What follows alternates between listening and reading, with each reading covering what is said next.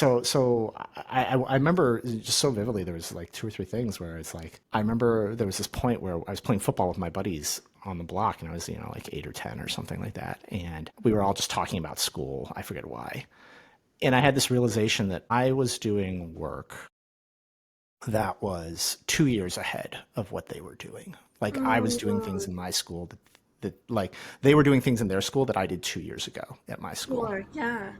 And then later that same week, I was at my synagogue. My family's Jewish, and I was hanging out with some of the kids who went to county schools because I was in the city. And they were talking about the work that they did. And the realization hit me that they were doing work that was 2 years ahead of where I was, even though we were in the same grade.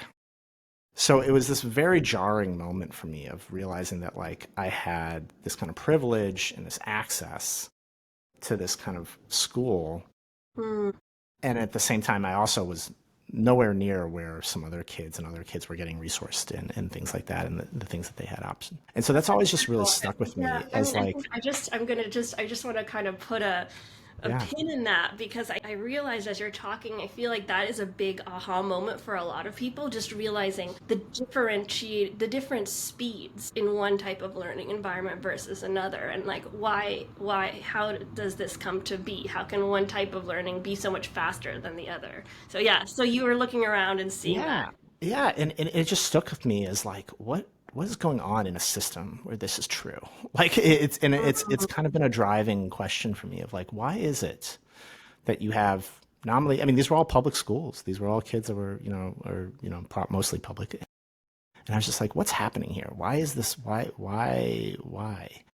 And so it's driven me. And really, I would say my whole journey from working at the Louisiana Department of Education, where I was doing a lot of school choice work, to then where I was kind of the other side of the equation, where it was like, how do we support entrepreneurs, education entrepreneurs? And then now working in doing policy work and philanthropy work and working in schools networks, I think a lot of my journey I would just call kind of a journey of learning and trying to Mm, understand how our world of education, our education system or systems, what are the component parts of it that create this environment where that kind of stuff happens? mm, And how do we create a place and a space where every kid in every family has access to the right option for them?